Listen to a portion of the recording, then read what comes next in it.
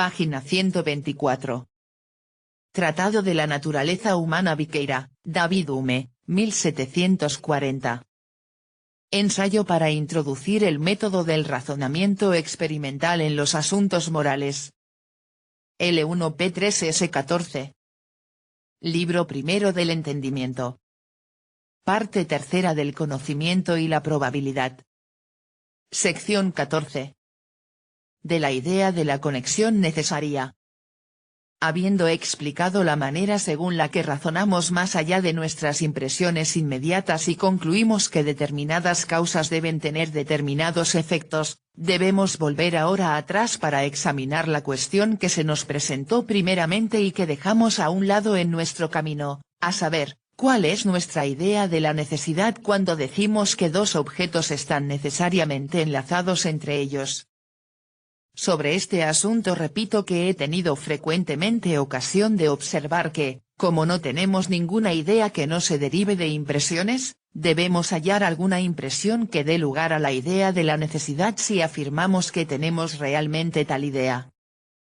Para esto considero en qué objeto se supone comúnmente que reside la necesidad, y hallando que se atribuye siempre a las causas y efectos, dirijo mi vista a dos objetos que se supone están enlazados por esta relación y los examino en todas las situaciones de que son susceptibles. Inmediatamente percibo que son contiguos en tiempo y lugar y que el objeto que llamamos causa precede al que llamamos efecto. En ningún caso puedo ir más lejos ni es posible para mí descubrir una tercera relación entre estos objetos, y, por consiguiente, amplío mi consideración hasta que comprenda varios casos en los que hallo iguales objetos existiendo en iguales relaciones de contigüidad y sucesión. A primera vista esto parece ser poco útil para mi propósito. La reflexión sobre varios casos tan solo repite los mismos objetos, y, por consiguiente, no puede dar lugar a una nueva idea. Sin embargo, basándonos en una investigación ulterior, hallo que la repetición no es en cada caso particular la misma, sino que produce una nueva impresión, y por este medio, la idea que examino al presente pues después de una repetición frecuente hallo que ante la aparición de uno de los objetos el espíritu se haya determinado por la costumbre a considerar su acompañante o su alya a considerarlo de un modo más enérgico por su relación con el primer objeto. Es la impresión, pues, o la determinación la que me proporciona la idea de la necesidad. No dudo que estas consecuencias a primera vista serán admitidas sin dificultad por ser deducciones evidentes de los principios que ya he establecido y que hemos empleado frecuentemente en nuestros razonamientos. Esta evidencia de los primeros principios, a la vez que de las deducciones, puede llevarnos irreflexivamente a la conclusión y hacernos imaginar, que no contiene nada extraordinario ni merecedor de nuestra curiosidad. Sin embargo, aunque una inadvertencia tal pueda facilitar la aceptación de este razonamiento, hará que también se le olvide más fácilmente, por cuya razón creo apropiado indicar que acabo de examinar una de las cuestiones más altas de la filosofía, a saber, la concerniente al poder y eficacia de las causas, en la que todas las ciencias parecen tan interesadas. Una indicación tal despertará, naturalmente, la atención del lector y le hará desear una explicación más amplia de mi doctrina, así como de los argumentos en que se funda. Esta petición es tan razonable, que yo no puedo rehusarme a ella, especialmente porque espero que cuanto más sean examinados estos principios más fuerza y evidencia adquirirán. No existe cuestión alguna que, tanto por su importancia como por su dificultad, haya ocasionado más disputas entre los filósofos antiguos y modernos que la que se refiere a la eficacia de las causas o a la cualidad que las hace ir seguidas de sus efectos. Sin embargo, antes de haber llegado a estas discusiones pienso que no hubiera sido impropio el haber examinado qué idea tenemos de la eficacia que constituye el asunto de la controversia. Esto es lo que principalmente hallo que falta en su razonamiento y lo que intentaré suplir aquí. Comienzo observando que los términos de eficacia, influencia, poder, fuerza, necesidad, conexión y cualidad productiva son casi sinónimos y, por consiguiente, que es un absurdo emplear alguno de ellos para definir los restantes. Por esta observación rechazamos a la vez todas las definiciones vulgares que los filósofos han dado del poder y eficacia, y en lugar de buscar las ideas en estas definiciones, debemos buscarlas en las impresiones de las que se derivan originalmente. Si se trata de una idea compuesta, esta debe surgir de impresiones compuestas y de impresiones simples. Creo que la explicación más general y más popular de esta materia, es decir, que hallando por experiencia que existen varias producciones nuevas en la materia, como las de los movimientos y variaciones de los cuerpos, y concluyendo que debe existir en alguna parte un poder capaz de producirlas, llegamos por último, mediante este razonamiento, a la idea del poder y eficacia. Sin embargo, para convencerse de que esta explicación es más popular que filosófica no necesitamos más que reflexionar sobre dos principios muy claros. Primero, que la razón por sí sola jamás puede dar lugar a una idea original, y segundo, que la razón como distinta de la experiencia jamás puede hacernos concluir que una causa o cualidad productiva se requiere absolutamente para todo comienzo de existencia. Estas dos consideraciones han sido suficientemente explicadas y, por consiguiente, no debo insistir ahora más sobre ellas. Debo inferir tan solo de ellas que ya que la razón jamás puede dar lugar a la idea de eficacia, esta idea debe derivarse de la experiencia y de algunos casos particulares de esta eficacia que constituyen sus pasos hacia el espíritu por los canales comunes de la sensación o reflexión. Las ideas representan siempre sus objetos o impresiones y, por el contrario, son necesarios algunos objetos para dar lugar a la idea. Si pretendemos, por consiguiente, que tenemos una idea precisa de esta eficacia, debemos presentar algún caso en que la eficacia sea claramente cognoscible para el espíritu y su actuación manifiesta para nuestra conciencia o sensación.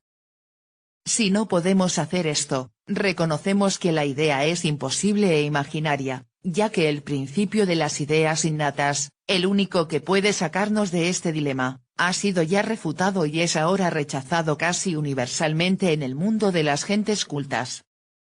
Nuestro asunto presente, pues, debe ser hallar alguna producción natural en la que la actuación y eficacia de una causa pueda ser concebida y comprendida claramente por el espíritu sin peligro alguno de obscuridad o error. En esta investigación nos sentimos muy poco animados, dada la prodigiosa diversidad que se halla en las opiniones de los filósofos que han pretendido explicar la fuerza y energía secreta de las causas. Hay algunos que mantienen que los cuerpos actúan por su forma substancial, otros, que por sus accidentes o cualidades muchos, que por su materia y forma algunos, que por su forma y accidentes, y otros, que por ciertas virtudes y facultades diferentes de todo ello. Todas estas opiniones, a su vez, se hallan mezcladas y variadas de mil modos diferentes y constituyen una decidida sospecha de que ninguna de ellas tiene solidez o evidencia y que el supuesto de una eficacia en alguna de las cualidades conocidas de la materia carece en absoluto de fundamento. Esta sospecha debe aumentar cuando consideremos que estos principios o formas substanciales, accidentes y facultades no son en realidad ninguna de las propiedades conocidas de los cuerpos, sino que son totalmente ininteligibles e inexplicables, pues es evidente que los filósofos jamás recurrirían a principios tan obscuros e inciertos si hubieran hallado la solución en los que son claros e inteligibles, especialmente en una cuestión como esta, que debe ser objeto del más simple entendimiento si no lo es de los sentidos. TV escribe. Puede ser sentido, puede ser medido, puede ser replicado. Entonces es. Si solo puede ser pensado, tal vez es pensado usando elementos conocidos. Por mucha imaginación que uno tenga, lo que imagina tiene trazas de lo que se ha experimentado. Hume escribe. En resumen, podemos concluir que es imposible mostrar en ningún caso el principio en que reside la fuerza e influencia de una causa y que tanto los entendimientos más refinados como los más vulgares se hallan igualmente perplejos en este particular. Si alguno piensa ser capaz de refutar esta afirmación, no necesita someterse a la perturbación de encontrar algún largo razonamiento, sino que puede mostrarnos de una vez un caso de una causa en que descubramos el poder o principio actuante. Nos veremos obligados a hacer uso frecuentemente de este reto por ser casi el único medio de probar una negación en la filosofía. El escaso éxito obtenido en todos los intentos de determinar este poder ha obligado, por último, a los filósofos a concluir que la fuerza y eficacia última de la naturaleza nos es totalmente desconocida y que es en vano buscarla en todas las cualidades conocidas de la materia. En esta opinión concuerdan casi todos, y solo en la inferencia que realizan partiendo de ella se expresa alguna diferencia de sus pareceres, pues algunos de ellos, como en particular los cartesianos, habiendo establecido como un principio que conocemos perfectamente la esencia de la materia, han inferido muy naturalmente que no se halla dotada de eficacia alguna y que es imposible que comunique por sí misma el movimiento o produzca los efectos que le atribuimos. Como la esencia de la materia consiste en la extensión y como la extensión no implica ningún movimiento actual, sino solo la movilidad, concluyen que la energía que produce el movimiento no puede residir en la extensión. Esta conclusión los lleva a otra que consideran como totalmente inevitable. La materia, dicen, es en sí misma enteramente inactiva y carece de algún poder por el cual pueda producir, continuar o comunicar el movimiento, pero como estos efectos son evidentes para nuestros sentidos y como el poder que los produce debe residir en alguna parte, debe hallarse en la divinidad o el ser divino que contiene en su naturaleza toda excelencia y perfección. Es, por consiguiente, la divinidad el primer motor del universo y no solo el primer creador de la materia y quien la concedió su primer impulso, sino también que por un ejercicio continuo de su omnipotencia mantiene su existencia y sucesivamente le concede todos los movimientos, configuraciones y cualidades de que está dotada. Esta opinión es ciertamente muy curiosa y merecedora de nuestra atención, pero resultará superfluo examinarla en este lugar si reflexionamos un momento sobre nuestro propósito presente al tenerla en cuenta. Hemos establecido como principio que como todas las ideas se derivan de las impresiones o de algunas percepciones precedentes, es imposible que podamos tener una idea de poder y eficacia más que si algunos casos pueden presentarse en que este poder se perciba ejerciéndose. Ahora bien, como estos casos no pueden ser descubiertos en el cuerpo, los cartesianos, basándose sobre su principio de las ideas innatas, han recurrido al Espíritu Supremo o Divinidad, a quien consideran como el único ser activo en el universo y como la causa inmediata de toda alteración en la materia.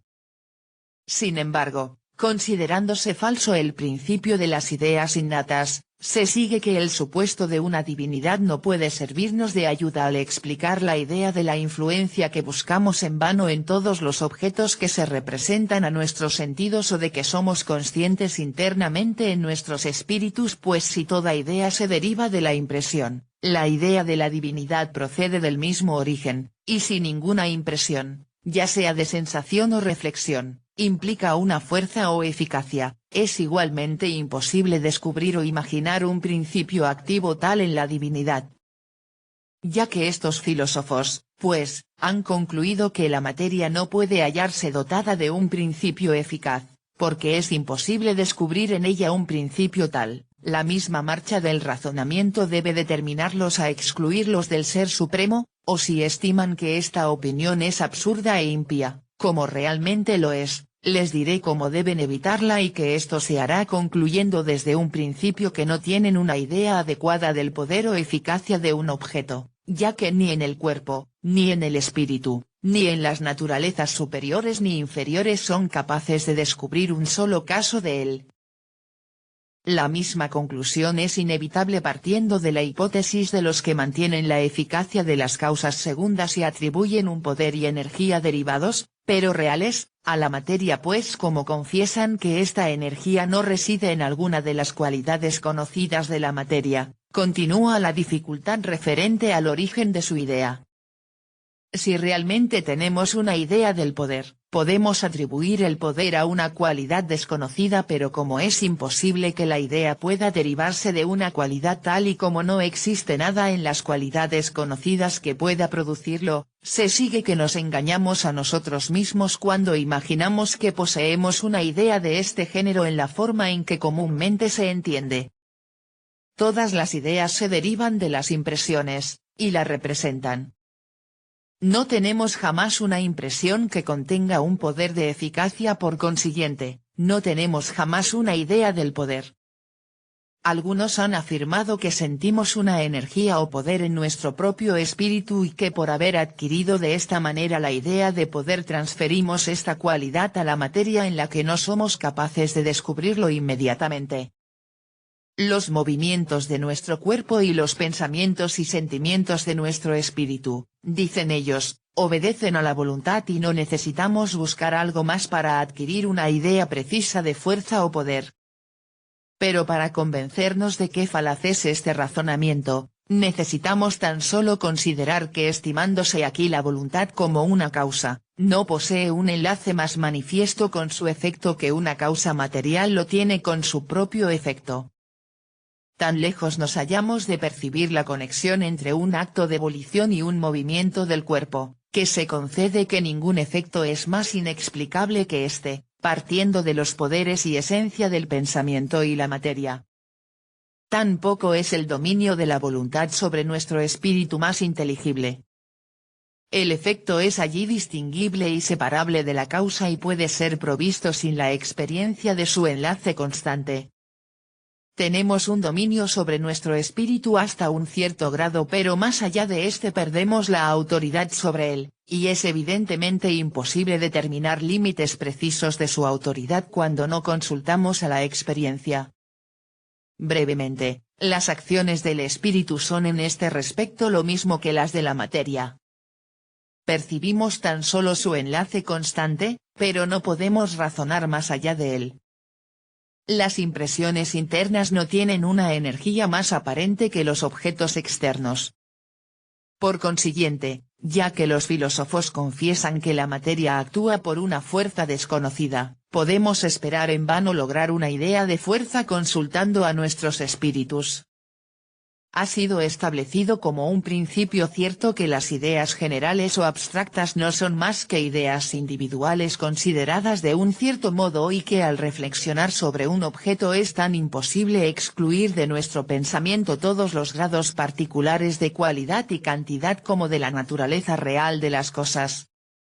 Si poseemos, pues, una idea de poder, en general debemos ser capaces de concebir alguna especie particular de él, y como el poder no puede subsistir por sí solo, sino que es siempre considerado como un atributo de algún ser o existencia, debemos ser capaces de colocar este poder en algún ser particular y de considerar este ser como dotado de una fuerza y energía real, mediante la que resulta de su actuación necesariamente un efecto determinado. Debemos clara y particularmente concebir el enlace entre la causa y el efecto y ser capaces de declarar ante la simple consideración de uno de ellos que debe ser seguido o precedido de otro. Esta es la verdadera manera de concebir un poder particular en un cuerpo determinado, y siendo imposible una idea general sin una representación individual, cuando la última es imposible no puede existir jamás la primera. Ahora bien, nada es más evidente que el espíritu humano no puede formarse una idea tal de dos objetos de modo que conciba un enlace entre ellos o comprenda claramente el poder o eficacia por el que están unidos. Una conexión de este género remontaría a una demostración e implicaría la absoluta imposibilidad para un objeto de no seguir o de ser concebido que no sigue a otro género de conexión que ha sido ya rechazado en todos los casos. Si alguno mantiene la opinión contraria y piensa que ha alcanzado una noción de poder en algún objeto particular, le ruego que me indique cuál es este objeto. Sin embargo, hasta que encuentre un objeto tal, lo que no espero, no puedo menos de concluir que ya que nosotros no podemos concebir jamás de un modo claro cómo un poder particular puede residir de una manera posible en un objeto particular, nos engañamos al imaginar que nos podemos formar una idea semejante. Así, en resumen, podemos inferir que cuando hablamos de algún ser, ya sea de una naturaleza superior o inferior, como dotado con un poder o fuerza propio para un efecto, cuando hablamos de una conexión necesaria entre objetos y suponemos que esta conexión depende de una influencia o energía de que están dotados algunos de estos objetos, no tenemos realmente en todas estas expresiones tan adecuadas ningún sentido claro y hacemos uso tan solo de palabras corrientes sin ideas claras y determinadas, pero como es más probable que estas expresiones pierdan su sentido por ser inadecuadas que por carecer siempre de él, será apropiado someter a otra consideración este asunto y ver si es posible que podamos descubrir la naturaleza y origen de estas ideas que unimos con él. Supongamos que dos objetos se hallan presentes a nosotros, de los cuales uno es la causa y otro el efecto. Es claro que por la simple consideración de uno de estos dos objetos jamás percibiremos el lazo por el cual están unidos o seremos capaces de declarar que existe una conexión entre ellos. No es, pues, partiendo de un caso como llegamos a la idea de causa y efecto, de una conexión necesaria de poder, de fuerza, de energía y de influencia. Si no viésemos jamás más que enlaces particulares de objetos diferentes de un modo total los unos de los otros, no seríamos nunca capaces de formarnos ideas tales. Supongamos de nuevo que observamos varios casos en los que los mismos objetos van unidos siempre entre sí. Inmediatamente concebimos una conexión entre ellos y comenzamos a realizar una inferencia de un objeto a otro. Esta multiplicidad de casos semejantes, pues, constituye la verdadera esencia del poder o conexión y es la fuente de la que la idea surge. Para entender, pues, la idea de poder debemos considerar esta multiplicidad, y no es preciso otra investigación para darnos la solución de la dificultad que nos ha perturbado tanto tiempo, pues razono de esta manera, la repetición de casos enteramente semejantes no puede dar jamás lugar a una idea original diferente de la que se halla en un caso particular, como ya ha sido observado y como se sigue de nuestro principio fundamental de que todas las ideas son copias de impresiones. Ya que, por consiguiente, la idea de poder es una idea nueva y original que no ha de hallarse en un solo caso y que surge de la repetición de varios casos, se sigue que la repetición por sí sola no tiene este efecto, sino que debe descubrir o producir algo nuevo, que es la fuente de la idea. Si la repetición no descubre ni produce nada nuevo, nuestras ideas podrán multiplicarse por ella, pero no serán ampliadas más allá de lo que abarcaban con la observación de un solo caso. Toda ampliación, pues, como la idea de poder o conexión, que surge de la multiplicidad de casos semejantes está copiada de algún efecto de la multiplicidad y se entenderá perfectamente al entender estos efectos. Siempre que hallemos algo nuevo que haya de ser descubierto o producido por la repetición debemos colocar en ello el poder y no debemos buscar para él ningún otro objeto. Sin embargo, es evidente, en primer lugar, que la repetición de objetos análogos en relaciones análogas de sucesión y contigüidad no descubre nada nuevo en ninguno de ellos, ya que no podemos realizar una inferencia partiendo de ella ni hacerla asunto de nuestro razonamiento demostrativo probable, como ya ha sido probado. Es más, aún suponiendo que podamos realizar una inferencia, no tendrá importancia alguna en el presente caso, ya que ningún género de razonamiento puede dar lugar a una nueva idea como es la del poder, sino que siempre que razonamos debemos poseer de antemano ideas claras, que son el objeto de nuestro razonamiento. La concepción precede siempre al entendimiento, y cuando la una es obscura el otro es incierto. Cuando la una falla, debe fallar el otro.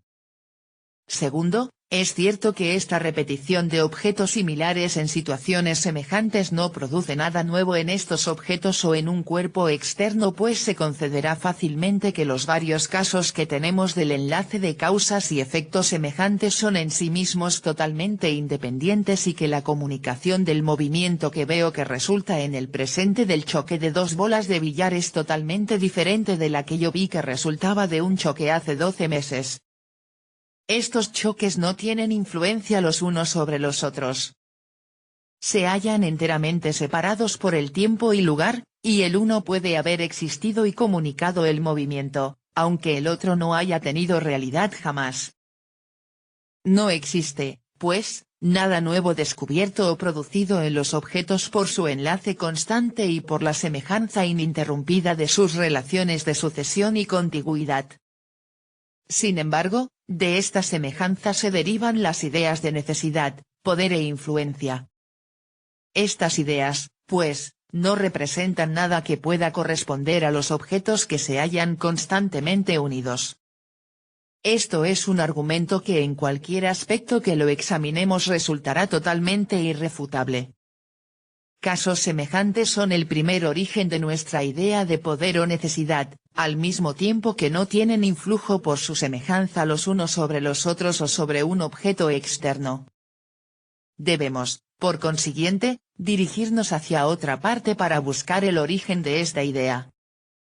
Aunque los varios casos semejantes que dan lugar a la idea de poder no tengan influencia los unos sobre los otros y no puedan producir una nueva cualidad en el objeto que puede ser el modelo de esta idea, sin embargo, la observación de esta semejanza produce una nueva impresión en el espíritu, que es su modelo real, pues después que hemos observado la semejanza en un número suficiente de casos, inmediatamente sentimos una determinación del espíritu a pasar de un objeto a su acompañante usual y a concebirlo de un modo más enérgico debido a esta relación. Esta determinación es el único efecto de la semejanza y, por consiguiente, debe ser lo mismo que el poder o influencia, cuya idea se deriva de la semejanza. Los varios casos de enlaces semejantes nos llevan a la noción de poder y necesidad. Estos casos son en sí mismos totalmente distintos los unos de los otros y no tienen más unión que la concedida por el espíritu que los observa y reúne sus ideas. La necesidad, pues, es el efecto de esta observación y no es más que una impresión interna del espíritu o una determinación para llevar nuestros pensamientos de un objeto a otro.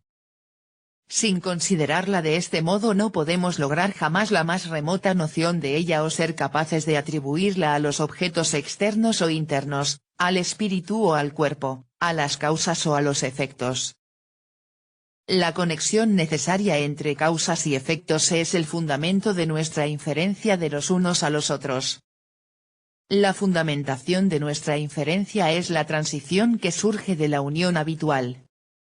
Ambas son, por consiguiente, lo mismo. La idea de la necesidad surge de alguna impresión. No existe impresión alguna proporcionada por nuestros sentidos que pueda dar lugar a esta idea. Debe, pues, derivarse de alguna impresión interna o impresión de reflexión. No existe ninguna impresión interna que tenga alguna relación con el presente problema más que la inclinación que la costumbre produce a pasar de un objeto a la idea de su acompañante usual. Esto, por consiguiente, es la esencia de la necesidad. En resumen, la necesidad es algo que existe en el espíritu, no en los objetos, y no es posible para nosotros formarnos la idea más remota de ella si la consideramos como una cualidad de los cuerpos.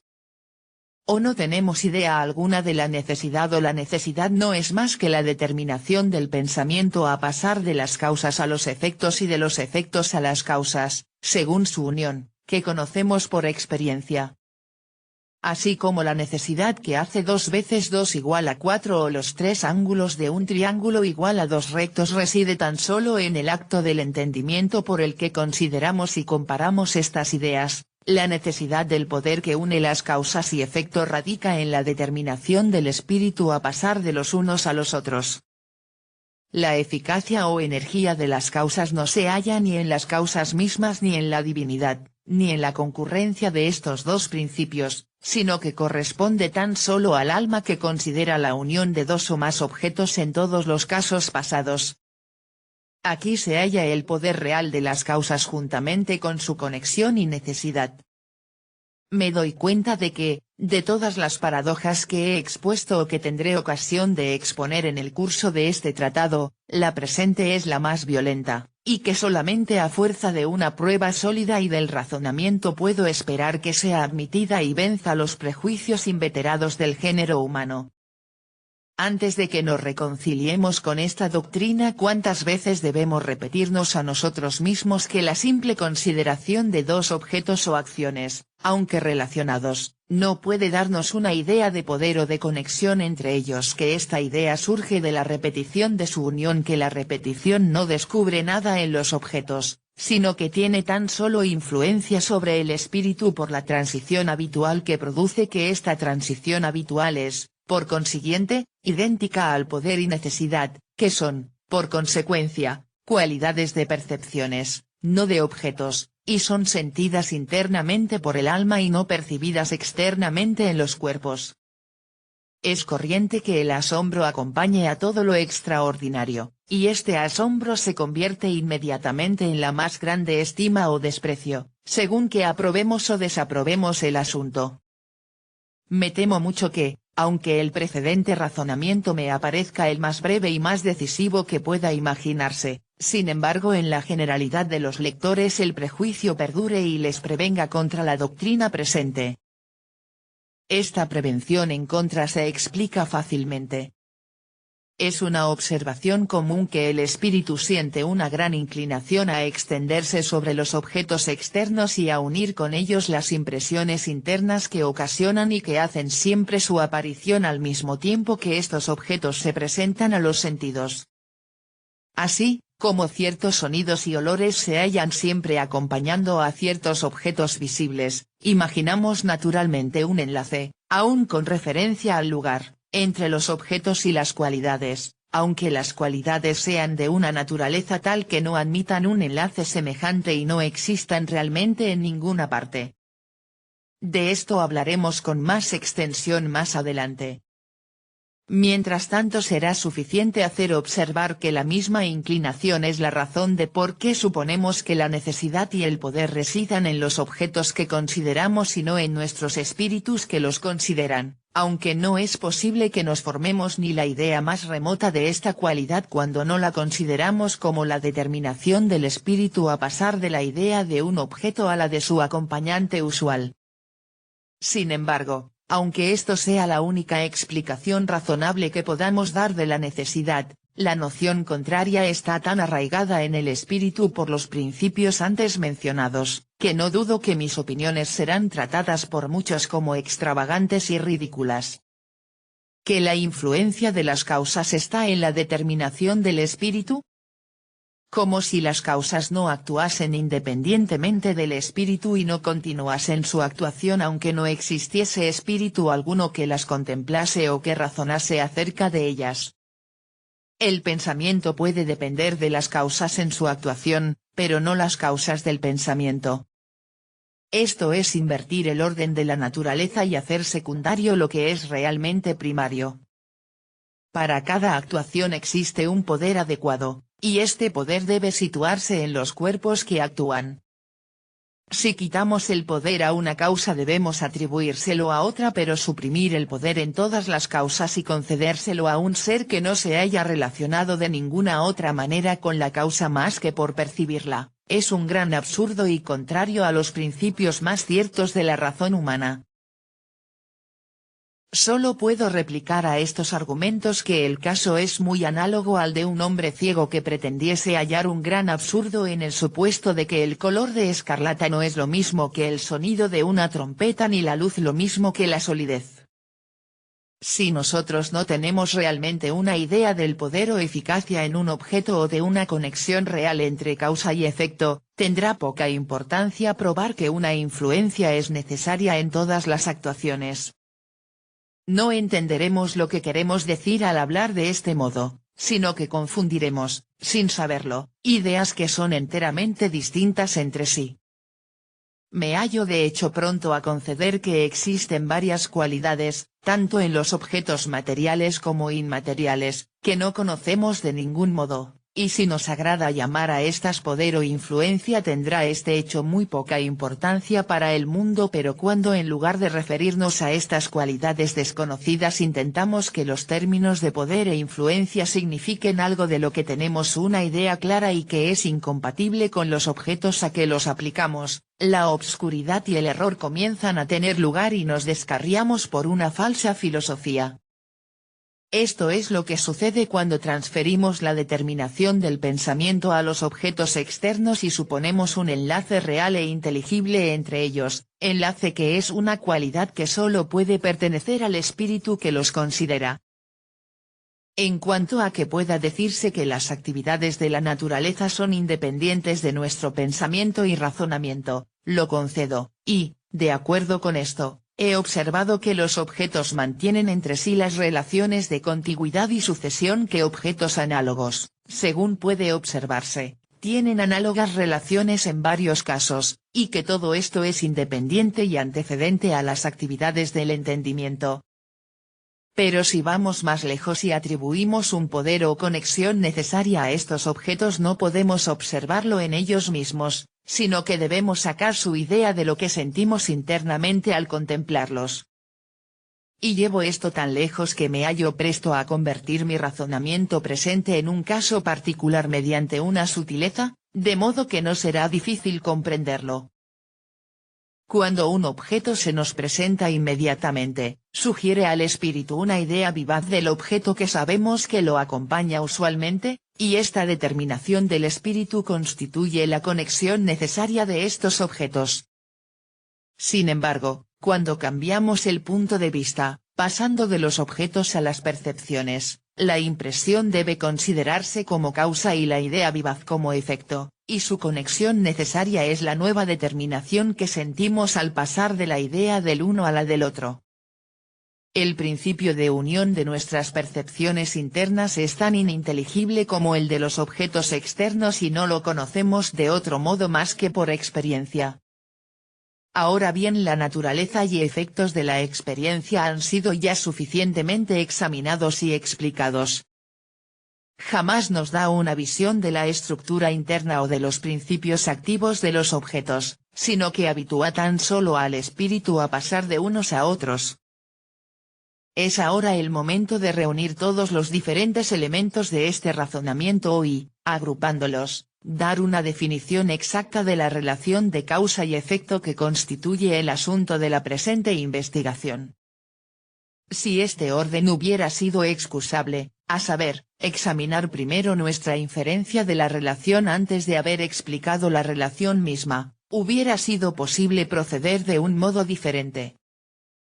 Ahora bien, como la naturaleza de la relación depende tanto de la inferencia, nos hemos visto obligados a avanzar de este modo aparentemente contradictorio y a hacer uso de términos antes de ser capaces de definirlos exactamente o de fijar su sentido. Debemos ahora corregir esta falta dando una definición precisa de causa y efecto.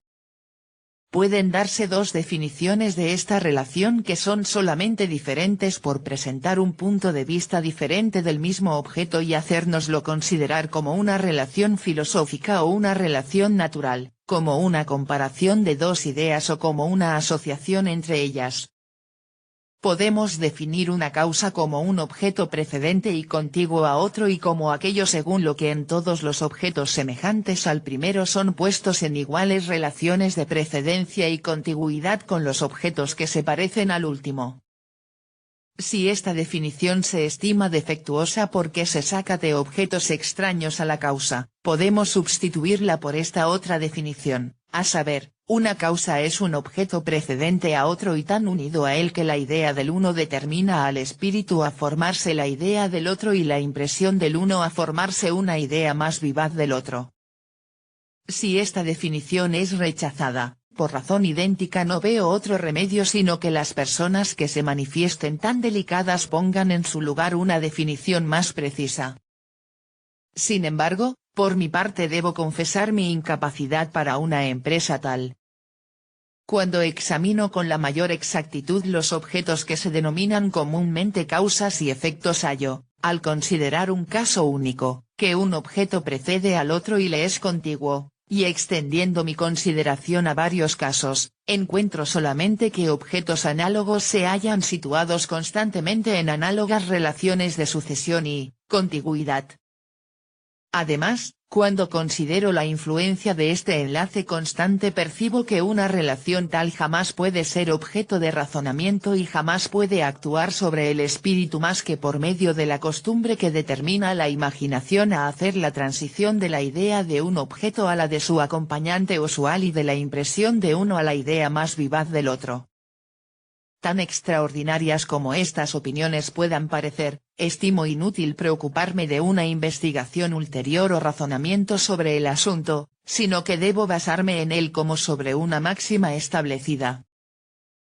Tan solo será apropiado, antes de dejar este asunto, sacar algunos corolarios de él por los que podremos disipar varios prejuicios y errores populares que han predominado en la filosofía.